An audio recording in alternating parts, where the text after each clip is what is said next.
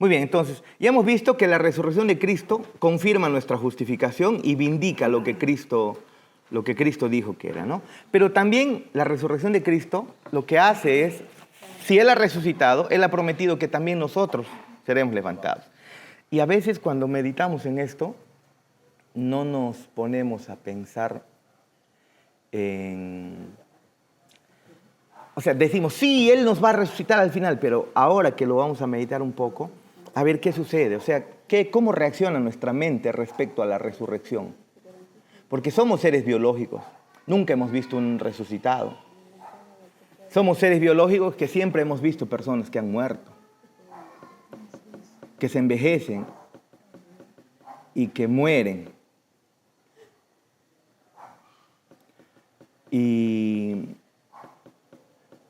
Pero, ¿cómo nuestra mente entiende el hecho de que eso realmente va a ocurrir?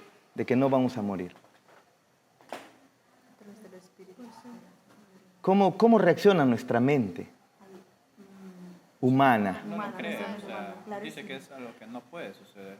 Pero para eso el Señor pienso que nos ha dejado algunas evidencias, algunos chispazos pequeños de lo que pudiera ser en el futuro. Y ya les mostré la vez pasada esa medusita eterna, ¿no? A algunos animales que tienen esas características de poder regenerarse, de vivir. Mira, son seres biológicos, pero imagínense que también el ser humano pudiera tener esa capacidad, ¿no? En fin, pero veamos ahora. La paga del pecado, ya lo sabemos, ¿qué es? Es muerte. La resurrección de Cristo fue la confirmación de que Dios había aceptado su sacrificio como la satisfacción de nuestra deuda de pecado, librándonos del castigo de la muerte. La resurrección de Cristo fue la confirmación de que Dios había aceptado su sacrificio como la satisfacción de nuestra deuda de pecado, librándonos del castigo de la muerte. Todos nosotros, debido al pecado, como hemos aprendido el domingo en la mañana, debido al pacto de obras que se hizo y que no fue cumplido, por ese pacto de obras todos nosotros hemos fallado, hemos pecado y por lo tanto todos merecemos la muerte. Pero cuando Cristo resucita, Él también es ser humano y Él nace como ser humano, nace con todos los pactos habidos encima, ¿no? El pacto de obras, cuando se hace con Moisés, en fin, nace con todo lo que Dios había estipulado. Y muere por ser humano, por ser hombre, por ser nuestro representante, pero luego Dios lo resucita. Al resucitarlo, lo que Dios está diciendo, y hemos aprendido anteriormente, es que Él era justo, Él era recto. ¿No es así? Él era justo y Él era recto. Y lo otro es que al resucitar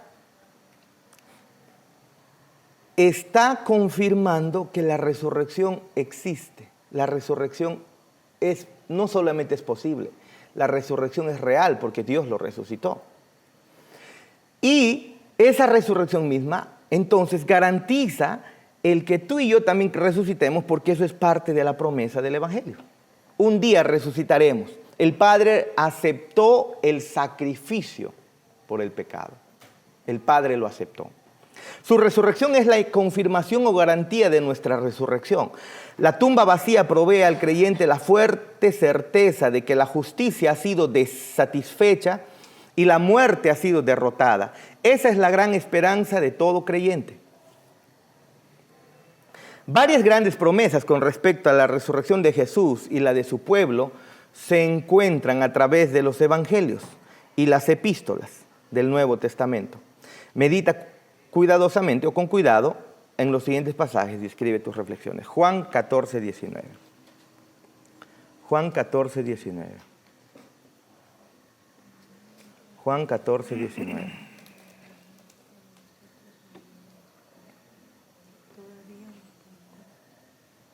Dice el texto. Todavía un poco y el mundo no me verá más, pero vosotros me veréis, porque yo vivo, vosotros también viviréis.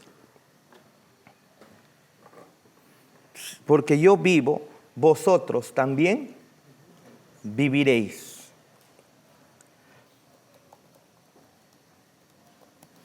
¿Qué está diciendo ahí? Él está vivo, Él es eterno, y ahora incluso con su cuerpo biológico. Y entonces, si Él vive, nos está diciendo, esa es la garantía de que a ustedes también les va a ocurrir lo mismo. Yo vivo, ustedes viven. Esa es la consecuencia, ¿ve? La consecuencia rápida y natural. Después de la resurrección, Cristo no se reveló a todo el pueblo, sino a los testigos que Dios había ordenado de antemano.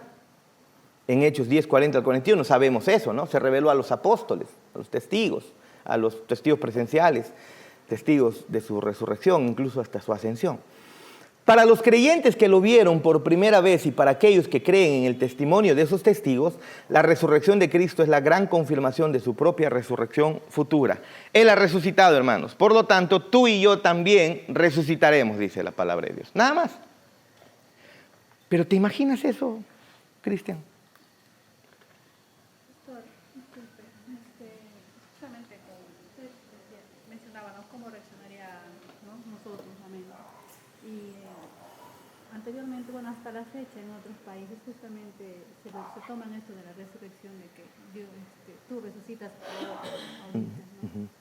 Atribuyéndose justamente a que tienen el poder de Dios y resucitan a las personas. Y ese engaño que presentan en otros países, ¿no? Haciendo aparecer a las personas de que han resucitado. Ya. Justamente vi que esa corriente es el que tiene el poder de la resurrección, porque hacían aparecer a personas de que habían resucitado. Y esa percepción tenían las personas. No recuerdo qué países. En África. De que, o sea, hablan de resurrección, pero si yo me he muerto y resucito, así como Lázaro, ¿no? Yo me he muerto y quedo y resucito. Que lo mismo que había pasado en lo que sucedió con Alejandro, ¿no? Esa corriente. Y, o sea, hay algunos que sí responden de esa manera, pensando de que la resurrección es para ahorita. Sí, pues es cierto. Algunos piensan eso, ¿no? Pero no es eso. En el día postrero nos muestra la palabra, al final. Porque todos pasaremos por muerte, pero una vez que resucitemos, ese cuerpo será diferente. Es un cuerpo idóneo y apto para la eternidad. Pero este cuerpo que tenemos no lo es. Todos los que han resucitado, incluso por el poder de nuestro Dios que hemos visto mencionados en la Biblia, al final han muerto, no están vivos. Porque este cuerpo está hecho para la sepultura. Pero un día resucitaremos, dice la Biblia. Y es algo real. Donde ahí ya nuestra mente académica comienza como que ¿no? Como que medio raro, ¿no? Comenzamos a pensar así. Muy bien. 1 Corintios 6:14. 1 Corintios 6:14. 1 Corintios 6:14.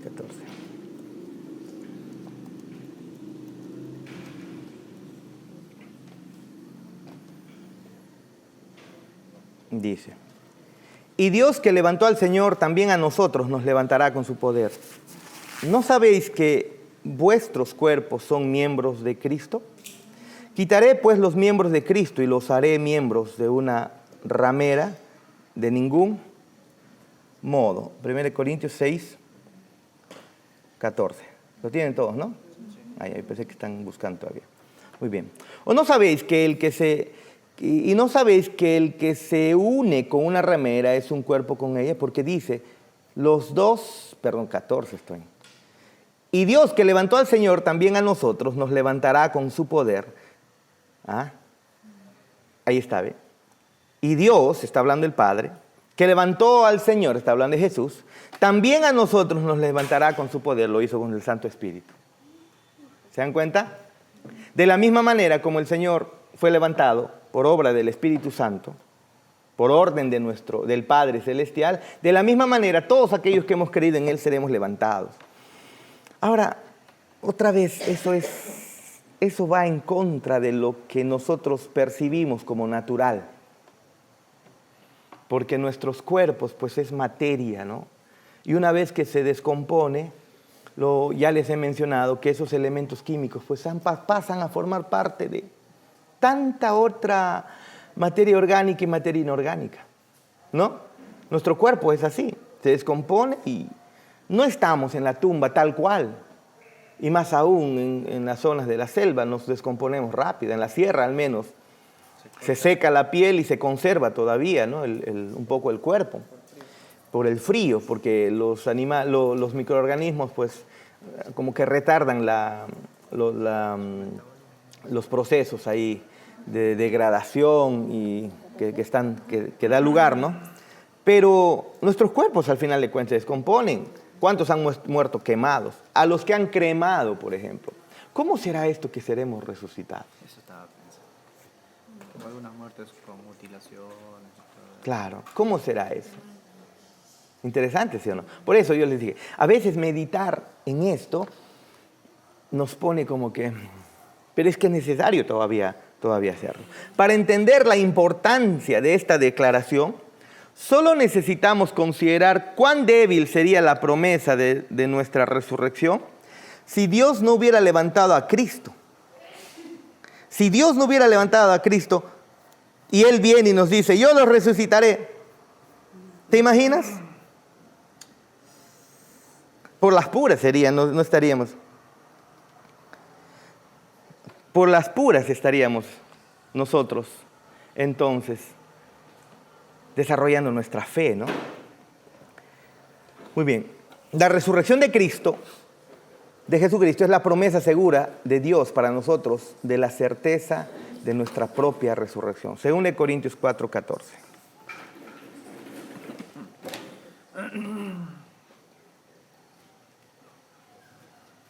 Según de Corintios 4:14.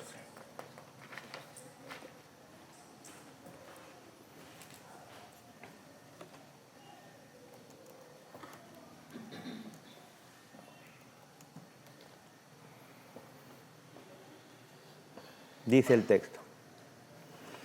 Sabiendo que Él resucitó al Señor Jesús, a nosotros también nos resucitará con Jesús y nos presentará juntamente con vosotros. A ver, meditemos un poquito más. Dime. Cuando Jesús murió, bueno, volviendo un poco a lo que estábamos hablando, ¿no? ¿Y qué pasó? ¿Qué va a pasar con las muertes? Por ejemplo, las cremaciones y todo eso. Cuando Jesús murió también tenía su cuerpo físico muy lastimado. Ya. Los clavos, las lanzas y todo eso. Y al resucitar, Él ya no presentaba esas heridas. Asumo entonces que también, como dice esta parte de la Biblia, en este versículo, sabiendo que resucitó al Señor Jesús, a nosotros también nos resucitará con Jesús y nos presentará juntamente con vosotros. ¿No? Yo pienso que va a ser de la misma manera, que tal vez nuestro cuerpo se va a restaurar, ya para una vida eterna. Miren, tenemos, por eso es importantísimo la doctrina de tierra nueva. Por eso es importantísimo la doctrina de tierra nueva. Yo sé que nuestra mente nos llama a la tierra vieja, pero a mí por mucho tiempo me ha llamado así y de repente mi cerebro también lo quiere hacer. Pero es importante la doctrina de tierra nueva para esta conexión. ¿Por qué? Porque en tierra vieja se dice que el cuerpo que el Señor ha creado en millones de años, todo lo que hay, se ha tomado su tiempo. Y al ser humano pues también en millones de años, incluso eso da lugar a algunos a creer incluso en evolución, aunque la evolución no es algo que lo aceptamos ni tampoco sea comprobado ni nada. Pero cuando vemos el relato de Génesis, en el día 6, en la parte final del día 6, vemos a Dios tomando materia, porque el texto dice, y del polvo de la tierra. Pues, ¿qué significa polvo de la tierra, Cristian? ¿Ah? Literal polvo. ¿Qué es, pues? Cuando nosotros comenzamos a observar nuestros cuerpos, es materia. Claro. La materia que vino ¿de dónde? de lo que Dios ya había creado. ¿Y qué creó Dios? Los cielos y la tierra. Y cuando se está refiriendo a la tierra, pues nosotros entendemos que eso es, ¿qué cosa? Materia. Es la materia. Entonces Dios al inicio toma al ser humano y une la materia. La materia de tal manera que nos forma de la manera en la que estamos. Miren, yo le estaba enseñando el día de ayer y hoy, tenía examen de reproducción, de reproducción animal. Y entonces está desesperada, se levantó 2 de la mañana a estudiar y todo eso, y me dice, por favor, enséñame, me dice, a las 2 de la tarde, cuando su examen es a las 7. ¿Qué quieres que te enseñe? Gametogénesis, me dice. Ay, hoy son como 25 años que no veo ese tema. Ya no importa, a ver, vamos a ver. Y comienzo a enseñarle. Y le muestro unas imágenes, incluso unas resonancias magnéticas y todo. ¿Cómo es que en la etapa embrionaria, las células que van a dar origen a las células sexuales, a los gametos, que son los espermatozoide y óvulo, esos son formados en la etapa embrionaria? En la mujer llega a un punto que comienza, mientras el feto todavía está pudiéramos decirle en desorden. ¿Dónde está así? Mientras el feto todavía está así, que no parece nada feto, apenas hay una columna, parece apenitas como una columna vertebral simple, sencilla, chiquitita que está ahí, envuelto por el saco vitelino y por el líquido amniótico ahí adentrito, así en el útero. Entonces, se le hace un corte, aquí, un corte transversal como al feto, y encontramos las capas que van a dar origen luego a la piel, al pelo, a todo lo que es, ¿no? Son células ahí, son células que se van a diferenciar. Pero en esa etapa, cuando todavía no hay manos, no hay piernas, no hay nada, están migrando unas celulitas, unas células especiales que se van a transformar, en el caso de las mujeres, en el óvulo. Migran cercano, pasando por el intestino, que es todavía recontra rudimentario, migran y se van hacia las gónadas. En el caso de las mujeres eso se va a transformar en ovarios, en el caso de los varones se va a transformar en testículos. Y migran hasta ahí y ahí comienzan un proceso de divisiones. En el caso de las mujeres, ese proceso de división, para que llegue a madurar el óvulo, se estanca hasta antes del nacimiento. Y aproximadamente la mujer ya dentro, al nacer, tiene unos 400 a 500 óvulos, preóvulos, llamemos, para no usar toda la terminología complicada que hay ahí, unos preóvulos, llamémosle, unos 400 a 500, que luego en la etapa ya de la pubertad a los 12 años, va a continuar su proceso de meiosis, en donde se había estancado, creo que es la telofase, esa parte. Entonces, y comienzan a diferenciarse, pero miren ustedes, en ese proceso de formación, lentamente se ha ido organizando la materia, porque ¿qué son esas células? ¿No es acaso elementos químicos asociados de manera macro, Jonathan? ¿Lo son, sí o no? Los organelos para las células. Los organelos son, pues, tú los abres, una mitocondria, y le sigues haciendo zoom, por así decirlo, y entonces vas a encontrar que está formada la membrana de la célula, ¿no? Una bicapa fosfolipídica. Ahí ya tenemos moléculas, fosfolípidos, una bicapa, una cabeza polar, en fin. Y le seguimos haciendo zoom, y nuestro cuerpo son elementos químicos que se han juntado de distinta manera, formando lo que tenemos ya estructuras más complejas. Eso es nuestro cuerpo. Pero miren ustedes, tenemos un Dios que dice que ha creado de los cielos y la tierra, y luego de la materia, pues nos ha organizado. Yo creo en tierra nueva, que nos ha organizado ese día sexto de la creación en la parte final. Nos ha organizado de tal manera que comenzó a adicionar elementos químicos.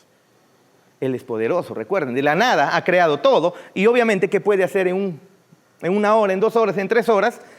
Crear al ser humano. De manera simple está escrita ahí que dice que formó al hombre con su mano. Y nosotros pensamos que pareciera que de barro ha hecho un barrito y ahí le sopló y por arte mágica, ¿no? Yo pienso que no ha sido así. Yo pienso que los elementos químicos lo comenzó a formar desde adentro, desde las capas internas, y a formar y adicionar, y el ser humano lo formó. Así como son asociaciones juntadas, para la resurrección, cuando nuestros cuerpos ya están descompuestos y ni siquiera existen, pienso que el Señor va a hacer algo semejante. De la materia, no necesariamente de tus mismos elementos químicos, porque tus elementos químicos que están en tu cuerpo pudieron haber pertenecido algunos a Miguel Grau o a Atahualpa. ¿Sí o no? Porque solamente somos nuestros cuerpos están usando lo mismo que ya está en la naturaleza, o es elementos químicos nuevos. Todo es lo mismo. Todo es lo mismo. Así que nuestro cuerpo pudo haber pasado obvio que ha pasado por animales, por plantas, por bacterias, los elementos químicos están en nuestro cuerpo. Al final todo es núcleo, protón y núcleo. Claro, eso es todo. Y entonces, para la resurrección, pienso que lo que nuestro Dios va a hacer eso es lo mismo que ha sucedido con Adán. Otra vez agrupar los elementos químicos, dándole la forma y el orden, y entonces ya tienes un cuerpo. Ya sucedió. Ya sucedió. ¿Me dejo entender? O sea, necesitamos darnos cuenta, hermanos, que eso ya sucedió. Pero si nosotros creemos que en tierra vieja, por eso yo hago la conexión con tierra vieja, entonces esto va a tener que pasar en millones de años. La resurrección se va a dar cuando el Señor venga, va a resucitarnos. No hay cuerpos porque están descompuestos, miles de años han pasado de muchos, ya no hay nada. Los elementos químicos, ¿dónde estarán? ¿Por dónde estarán? A veces ni hueso, hay algunos que lo han quemado, que se lo han comido los tiburones, los leones, lo han hecho popó, ha entrado a la tierra, o sea, de todo ha pasado. ¿Qué va a ocurrir? Ya miles de años para que Él se aparezca. Davidito, ¿te das cuenta que tierra vieja te lleva a pensar al final de cuentas eso? Pero pastor, no es una condicional el que tierra vieja tenga esa postura en la creación, no es condicional a que en el fin de los tiempos Dios no nos resucite de un momento para otro. Pero si... Pero estás usando como un muñeco, ¿cómo se dice? ¿Muñeco de paja? Muñeco de paja, porque no... Bueno, yo no sé bien la postura, pero no veo que llegue a eso. No, lo que pasa es que si Dios no ha creado al ser humano, si lo ha creado en millones de años, entonces obviamente,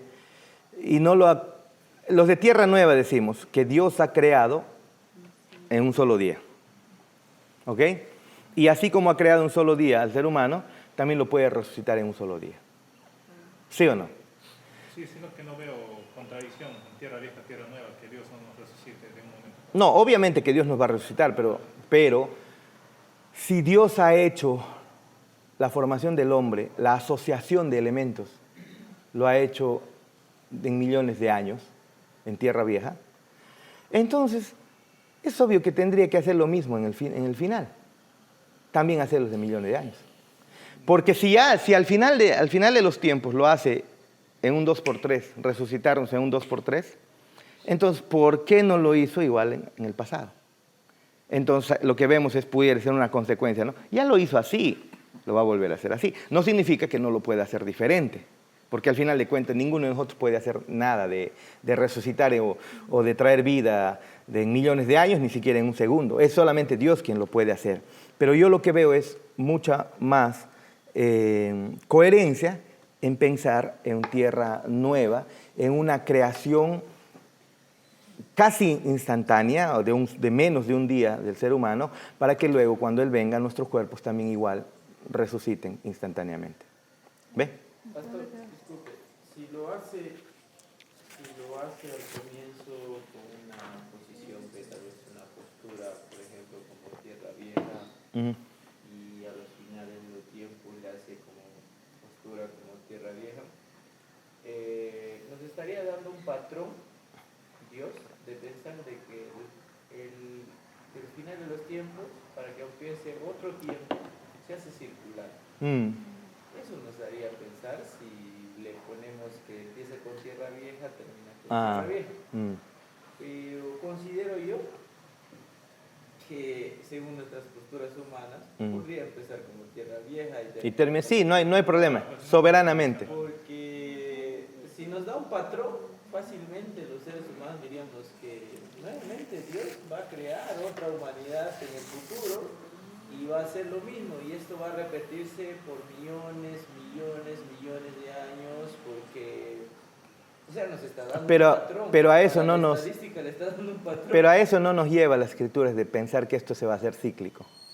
Lo que sí nos lleva, nos muestra es que la manera en cómo Él ha actuado en las escrituras, nosotros vemos en el Nuevo Testamento y que tiene maneras de actuar semejantes, ¿no? Pastor, ¿qué piensa Tierra Vieja, Tierra Nueva, que diga, del carbono 14, de datación?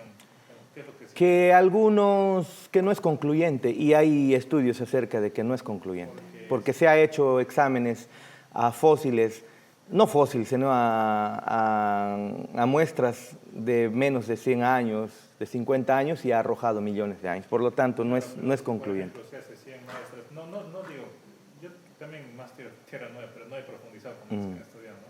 La Tierra Nueva. Pero si, por ejemplo, se hace 100 análisis, ¿no? Y de esos 100, por estadística, el que salga la mayoría va a ser el verdadero, ¿no? Si sale que tiene 1000 años la mayoría, 1000 años de antigüedad tiene. Sino que digo, entonces los de Tierra Nueva deberían desconocer, por ejemplo, las traducciones de Nueva Biblia a las Américas, porque lo que se descubrió en Qumran lo han datado con carbono 14. Es como que decir, no estamos seguros de esto, mejor nos mantenemos con la Reina Valera que por tradición. No, las de Qumran no solamente están datadas con carbono 14. Las de, no. Los de Qumran están viendo la historicidad y qué es lo que ocurrió. ¿Qué pueblo habitó la zona del Mar Muerto para que puedan tener una especie de biblioteca tan abundante de los libros? Y entonces encontraron que alrededor por el año 100 aproximadamente, después de Cristo, habitó una comunidad llamada los esenios. ¿Y dónde habitaban ellos? Habitaban justamente a las orillas del Mar Muerto, por cercano a las cuevas. Entonces, no solamente es la datación del carbono 14 lo que se concluye. Así como los manuscritos de Qumran, no solo es eso, hay varios en los cuales basamos, ¿no? Entonces, desconoceríamos, no estamos seguros de estos manuscritos nuevos, ya sea de Qumran, ¿no? Mejor hay que mantenernos en la tradición, que sabemos que la Reina Valera vino de la Biblia del Oso, y el Oso vino de la traducción de la Vulgata, creo, ¿no? Entonces, seguiríamos eso. De todas maneras, hay como que muchas... En el caso de las traducciones, lo que se observa es, para datar las fechas, no se está usando necesariamente solo carbono 14. Lo que se está usando es, por ejemplo, el uso de mayúsculas y minúsculas, el uso de puntos. Y eso, conforme vas viendo la aparición de puntos, el uso ya de minúsculas, te vas dando cuenta de qué año más o menos a qué año estás. Entonces, con eso tú vas datando, no es necesariamente con el carbono 14. Pero sea como sea, al final de cuentas, el Señor nos resucitará. Yo considero que Tierra Nueva es más coherente porque las Escrituras nos da a entender de que Dios, y el pastor Barnes cuando le pregunté, incluso dijo, ¿no? Sí, tierra, o sea, la resurrección creo que va a ser en un abrir y cerrar de ojos, creo que dijo. Entonces, ¿y por qué no lo crearía de la misma manera? O sea, sí tiene el poder para hacerlo, ¿sí o no? Entonces, pero no significa que no pudiéramos estar equivocados. El asunto es que nos va a resucitar. La resurrección es una realidad. La resurrección es una realidad. ¿Ok? Pero esa resurrección, ¿cómo se va a dar? Bueno, pues, el Señor nos va a resucitar con el poder suyo, con el poder omnipotente que Él tiene, y entonces ya no vamos a morir nunca más. ¿Es posible eso? Claro que sí. No es que es posible, es real. 2 Corintios 4:14. 2 Corintios 4:14.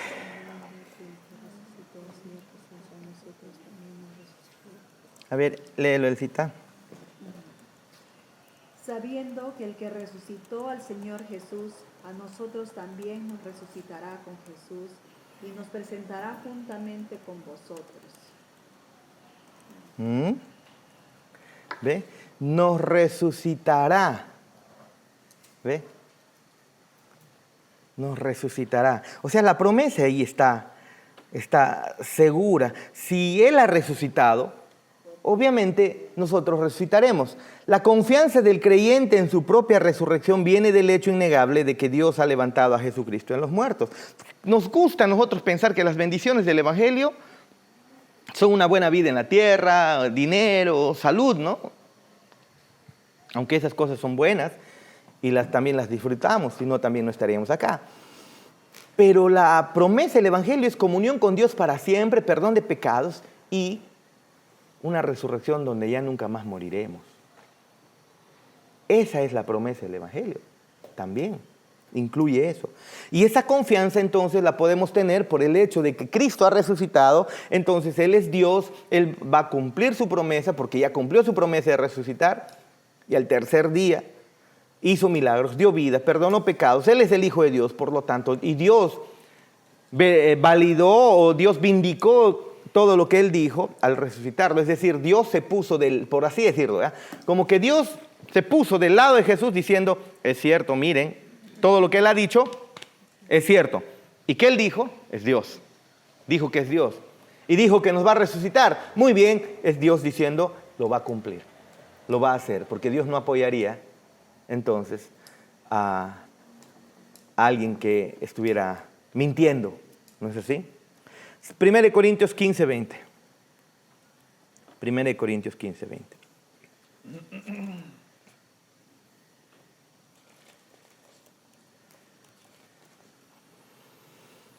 Primera Corintios 15, 20. Dice, mas ahora Cristo ha resucitado de los muertos, primicias de los que durmieron es hecho. Cristo es la primicia de la resurrección. Pero espérate, Él fue el primero en resucitar. Entonces, ¿por qué dice primicias de la resurrección? Porque es el primero en resucitar para nunca más morir. Exacto. Entonces Cristo resucita y resucita para nunca más morir. Por lo tanto, si Él es la primicia, luego venimos nosotros. ¿Qué más dice? Porque por cuanto la muerte entró por un hombre, también por un hombre la resurrección de los muertos. Eso es lo que vimos el domingo en la mañana. El pacto adámico o el pacto de obras. Porque así como en Adán todos mueren, también en Cristo todos serán vivificados. Todos serán vivificados. Pero cada uno en su debido orden. Cristo, las primicias, luego los que son de Cristo en su venida. Cuando Él venga, seremos resucitados por Él. Eso es lo que está diciendo. Resucitados por Él. Muy bien, entonces, aquí encontramos otro pasaje importante con respecto a la resurrección de Cristo y la resurrección prometida a su pueblo. Lee el pasaje varias veces hasta que estés familiarizado con su contenido. Luego escribe tus reflexiones acerca de cada una de las siguientes secciones. ¿Cómo es que la resurrección de Cristo es tanto el patrón como la promesa de la resurrección del creyente? Ah, mira que sí hay un patrón, ¿ve? Nuestro Señor sí actúa con patrones. No hay en las Escrituras evidencia que este patrón nos va a volver a un bucle. No hay. Pero sí actúa con patrones. El patrón del ser generosos del Antiguo Testamento continúa en el Nuevo Testamento. El patrón de la piedad del Antiguo Testamento continúa en el Nuevo Testamento. ¿Patrones o predicciones para lo que Jesús iba? No, estoy hablando ahorita de patrones. Predicciones son las profecías. Eso es otra cosa. Dios ha profetizado en el Antiguo Testamento ciertas cosas. Y lo ha profetizado incluso a través de un cumplimiento doble en muchos de ellos. Porque las profecías tienen cumplimiento doble. Un cumplimiento para el momento en el que está siendo dado y luego un cumplimiento para el futuro. ¿Ve? No, historias muy parecidas a lo que nuestro Salvador hizo en la cruz. Uh-huh. La historia de José. Como se viene repitiendo sí. historias. Uh-huh. Es que todos los personajes del Antiguo Testamento muchos de ellos son tipos de Cristo. Son personajes que te apuntan a Cristo, a un obrar de Cristo. Hay algunos patrones, por ejemplo, Abraham, Isaac, ambos niegan a sus concubinas. Sí, hay un claro. Pero incluso la esterilidad misma. Oye, ¿qué pasó? Se tomó foto. nos damos cuenta que esos patrones hoy en día ¿Por qué se toma foto? se practican. Sí. Espérate.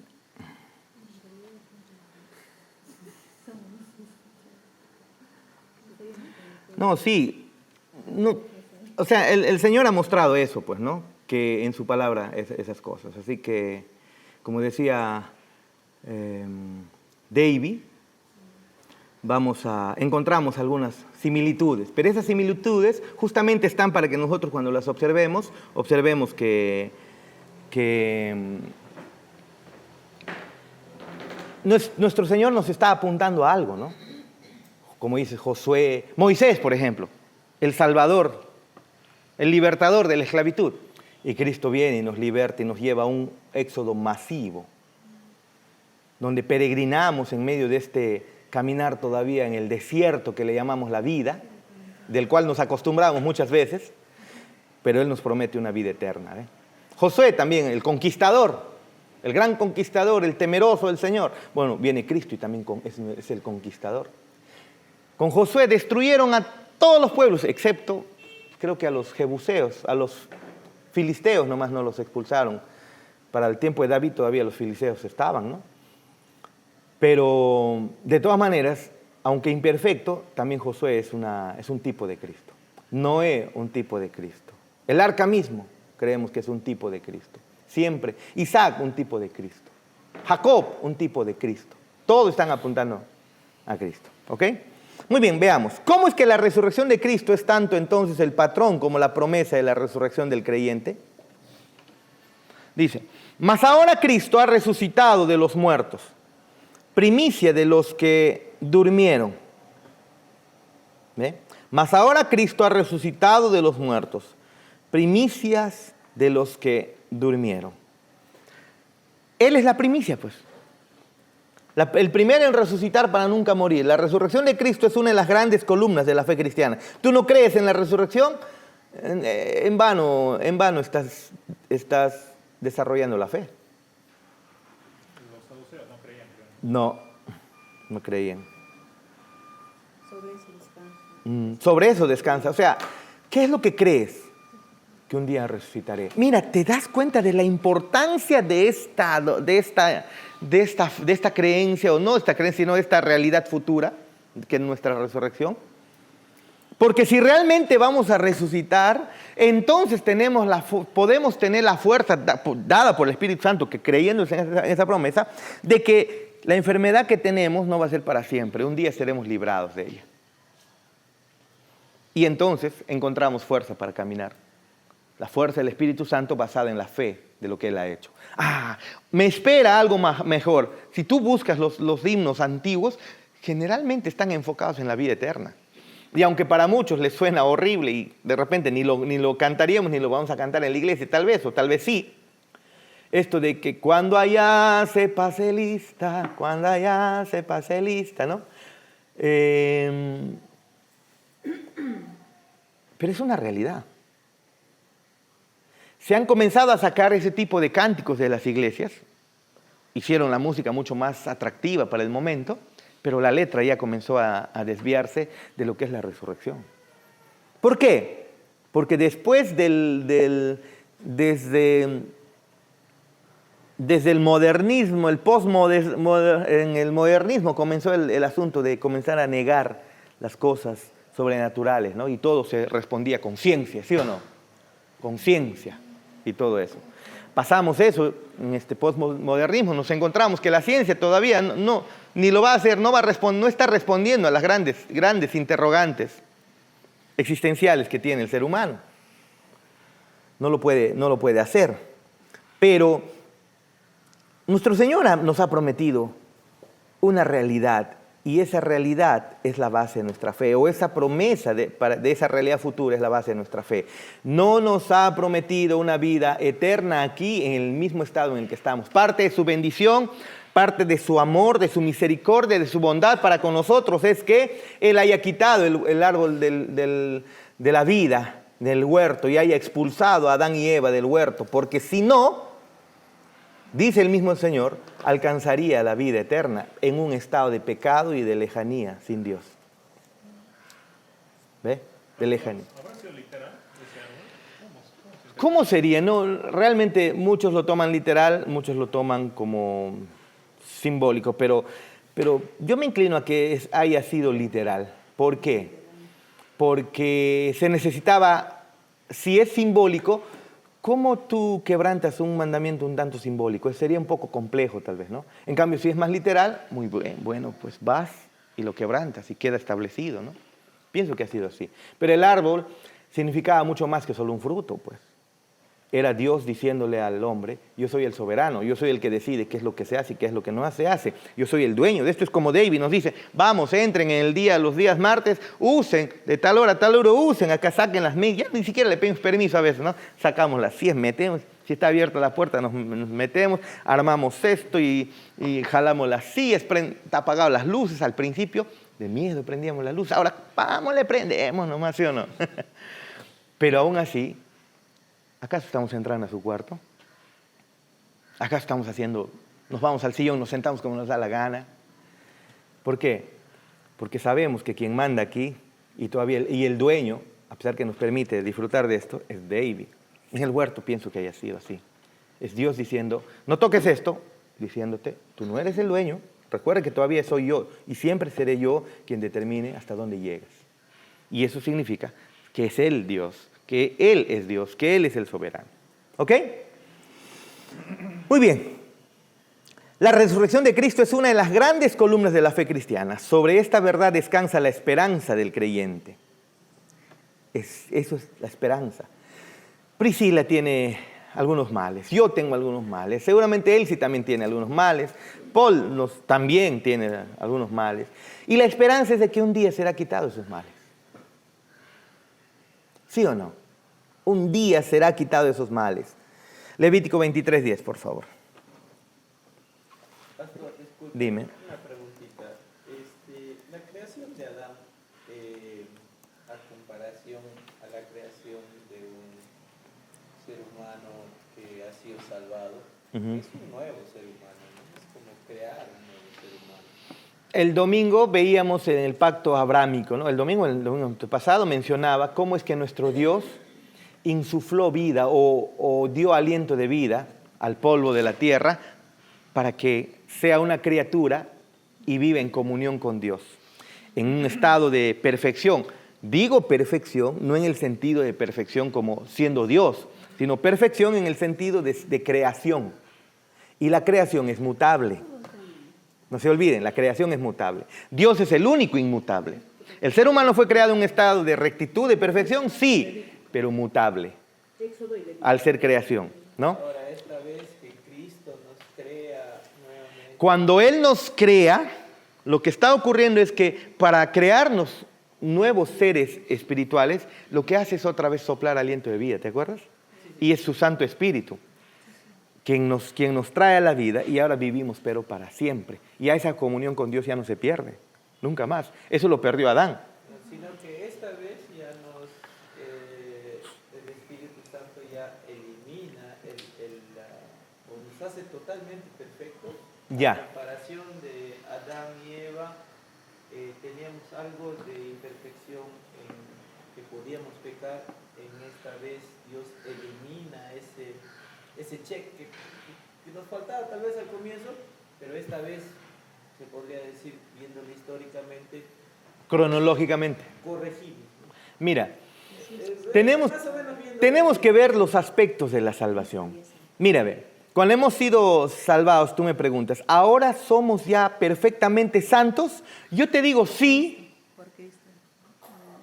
sí, Pero no. eso, pero no. Y necesitamos explicar eso, porque si no estamos entrando en contradicción. Estamos entrando en contradicción. No, si no, yo hablo de la resurrección. Ah, en la resurrección ya completamente perfectos. Porque No, sin deseos de pecado ni nada. Ajá. Somos salvos, somos nueva criatura en Cristo, somos gente. Perfectos delante de Él, en Cristo. Pero la nueva criatura en total perfección es cuando Dios nos muestra ese poderío que Nos resucita mostró en la todos. cruz de resucitar. Sí. Nunca más tendremos deseos de pecar. Y eso es lo que anhelamos, pues, ¿no? Algo parecido fue pues con Adán y Eva, ¿no? Ujú. Esa majestuosidad de Dios de crear un ser humano. Usted lo explicaba a poquitos rasgos genéticamente, y algo debe ser más complejo que esas palabras. Y hacer lo que va a hacer en el futuro, yo me pregunto, ¿no? solo que Dios va a eliminar algo. Sí, pues. Miren, las escrituras muestran que, que la voluntad de Dios es que nosotros seamos llenos del Espíritu Santo. Y lo que notamos por el testimonio de la Biblia es que cuando una persona es cada vez más lleno del Espíritu Santo, se convierte en una mejor persona. Mucho mejor persona. Y los apóstoles llenos del Espíritu Santo, miren hasta dónde llegaron a hacer cosas. ¿Te imaginas que sea quitada la restricción del pecado al final, cuando Él nos resucita, y ahora estaremos llenos del Espíritu Santo para siempre? Ahora, tampoco nos enfoquemos en el hecho de que nos haremos unos Iron Man y qué chévere, ¿no? Y vamos a... No, pero lo más importante... Pero, lo más importante es la comunión con nuestro Dios. Pero es obvio que Cristo resucitado, su cuerpo tiene características diferentes a las que nosotros tenemos, ¿no? Su cuerpo, mientras estuvo en su ministerio terrenal antes de ir a la cruz, su cuerpo estaba sujeto a corrupción, no de pecar, sino de envejecerse, dolerse y todas esas cosas, ¿no? Enfermarse, envejecerse, porque obviamente desde niño creció y hasta llegar a sus 33 años aproximadamente, obviamente ya no está en su juventud plena, ya estaba ya en su juventud pues con los 30 y tantos años que ya van a comenzar a salir las arruguitas, ¿sí o no? Hasta tuvo ira ya en su adultez, ¿no? Él manifestó ira. La Biblia dice que la presión de esta tierra es fuertísima. Pero la ira que él tuvo no es por lo que se estaba saliendo de control las cosas aquí. La ira es porque no se le estaba dando la gloria a Dios. No, pero es un estado emocional. Claro. No que se podría decir que era Como nosotros. No, sino que se podría dar un estado emocional así, viéndole así un gráfico. Yo sé que esa ira no fue pecado, pero emocionalmente tuvo que reaccionar el cuerpo. No es apático. O sea, no llegar al estado de... Pero la Biblia dice que al final de los tiempos Él manifestará su ira y la descargará con todas furia, así que su pico ahí va a estar bien arriba. Lento para la ira, pero sí hay ira, solo que lenta, que va a llegar lenta, pero grande en misericordia. Pastor, ahí en ese punto, la ira no es pecado, entonces. ¿De Dios? No. Es una ira justa y santa. No, la ira en general. Aquí no justificar. No, la nuestra sí. Nuestra ira generalmente nos airamos no porque Dios es ofendido, no porque la gloria de Dios ha sido mancillada, sino porque a nosotros nos han hecho enojar, o a nosotros nos han dicho cosas, qué sé yo, cabezón, o que no hacemos las cosas bien, o nos han insultado, o no nos han tratado como debiéramos, como quisiéramos, ¿no? Entonces, por ahí viene la ira, y no es una ira enfocada en qué están haciendo con Dios, ¿no? Con su gloria. Y Cristo se enfadó en ese sentido, ¿eh? Porque al final, cuando a él le dijeron, Belcebú, hijo del diablo, tranquilo, salió, se fue. Tranquilo, ¿ves? No pasó nada, ¿ves? Pero cuando vio que la gloria de Dios en el templo, cómo es que el templo, el lugar donde debía ser la columna y baluarte de la verdad, se había hecho un caos. Ahí es donde él se enojó. Muy bien. Leamos Levíticos, ¿será, no? Levíticos 23:10 dice: habla a los hijos de Israel y diles, cuando hayáis entrado en la tierra que yo os doy y seguéis su mies, traeréis al sacerdote una gavilla por primicia de los primeros frutos de vuestra siega. Mire, y el sacerdote mecerá la gavilla delante de Jehová para que seáis aceptos el día siguiente del día de reposo. La mecerá. Aquí lo que se está estableciendo es un principio para traer, ¿qué cosa? Primicias.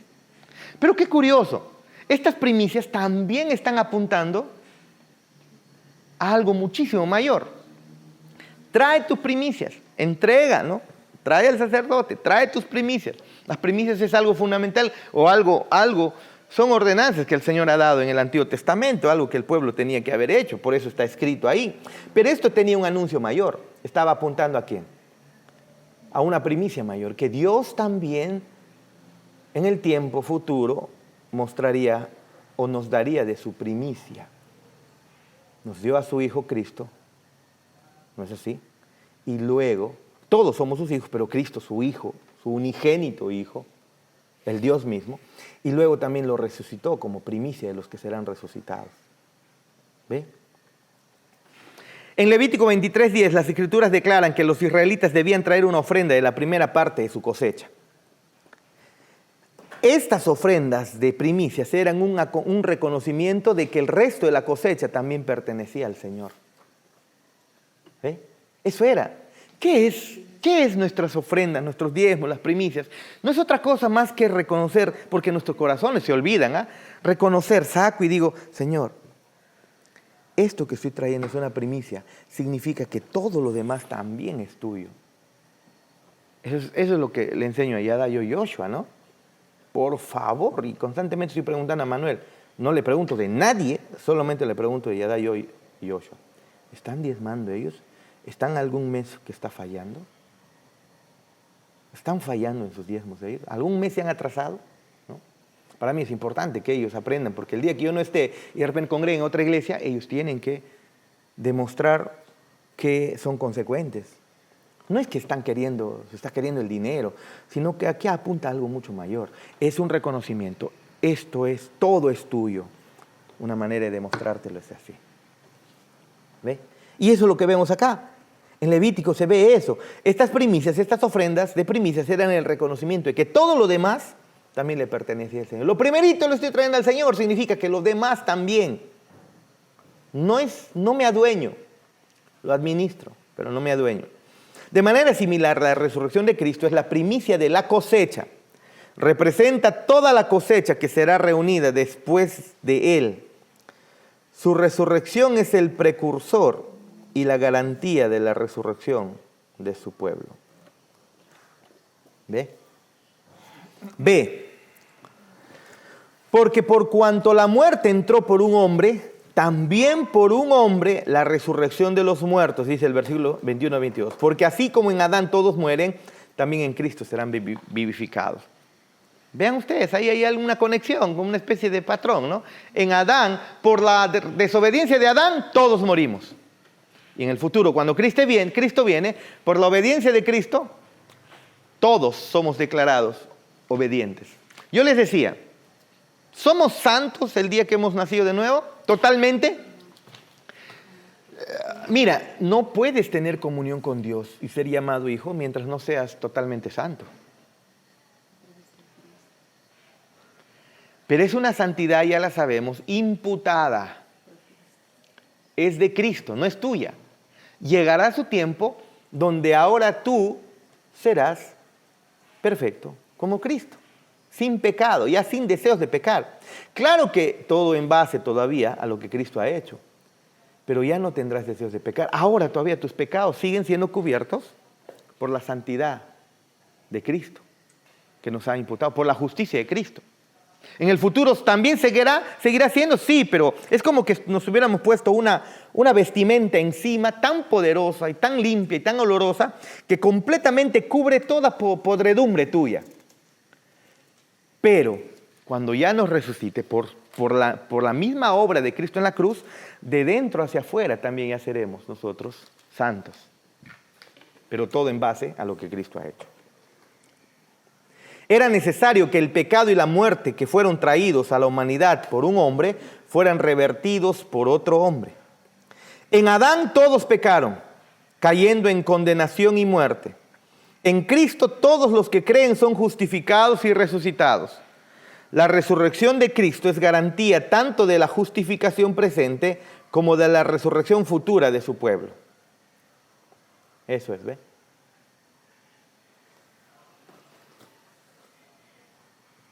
Adán pecó y condenó a la humanidad. Bueno, en realidad la humanidad todos nosotros no seríamos mejor que Adán.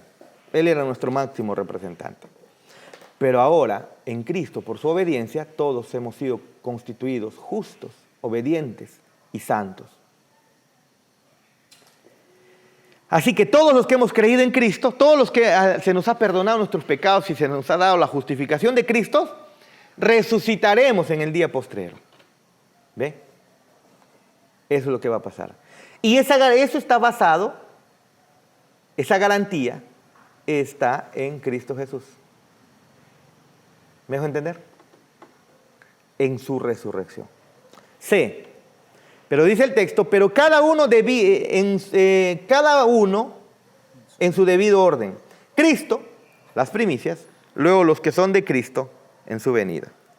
El final seremos nosotros, cuando Él venga. ¿Ve? Nota, la palabra orden viene de la palabra griega tagma, que se refiere al orden o arreglo militar de los soldados o tropas. Podría ser que algunos en Corinto hayan rechazado la doctrina de la resurrección por la siguiente lógica defectuosa. Si el creyente está tan unido con Cristo en su resurrección, ¿por qué es que Cristo ha resucitado mientras que los cuerpos de los creyentes que han muerto se siguen pudriendo en la tierra? ¿Por qué? Bueno, la respuesta de Pablo es que todo tiene un orden, pues. Si Cristo ha resucitado, no todos vamos a resucitar, pero sí, sus primicias resucitaron.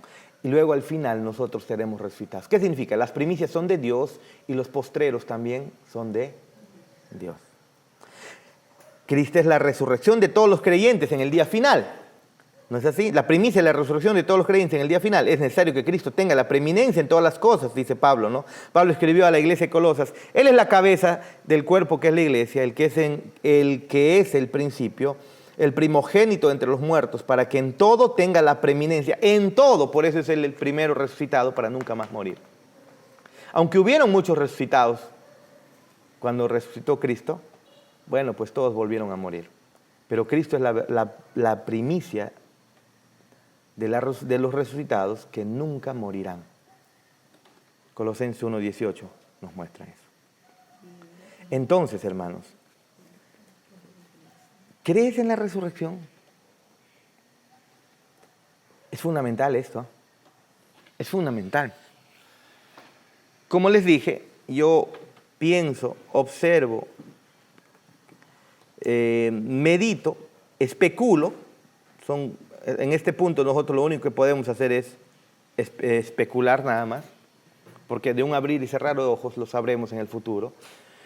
Pero para mí, personalmente, y obviamente puedo estar equivocado completamente, pero sí creo en la resurrección, creo que el Señor nos resucitará en un 2x3, así. Y con su poder traerá pues elementos químicos, los volverá a organizar de la manera en como estaban organizadas. Y nuestros cuerpos volverán a tomar vida. De la materia, del polvo de la tierra, seremos nosotros resucitados. Nuestros cuerpos serán otra vez, llamémosle armados. Ya lo hizo una vez. Lo va a hacer seguramente. Lo va a hacer en la próxima. Porque si tu cuerpo está en la tumba y ha pasado 1000, 2000, 3000, 5000 años, posiblemente no hay nada ya, ni huesito. Posiblemente. Claro que sí, a todos. A todos. A todos. A todos. Pero más que Adán y Eva, ¿saben a quién me gustaría ver? A mi papá que esté ahí. Lastimosamente él falleció de borrachito, ¿no? Pero antes de a Pablo me gustaría verlo. Pero no va a haber afecto de ahí. Claro que va a haber afecto, pero todos seremos como hermanos, pues sabremos que la relación fraternal es la más importante sobre todos, pero nos amaremos con verdadero amor, ya no con el amor que tenemos acá, egoísta muchas veces, ¿no? Será un amor perfecto, puro, basado en lo que Cristo hizo y todo para la gloria del Señor, ¿no? Ahora nosotros amamos porque amamos a nuestros papás, pero no amamos a los papás de otros. Ahí no creo que va a ser así. Muy bien, oramos para terminar.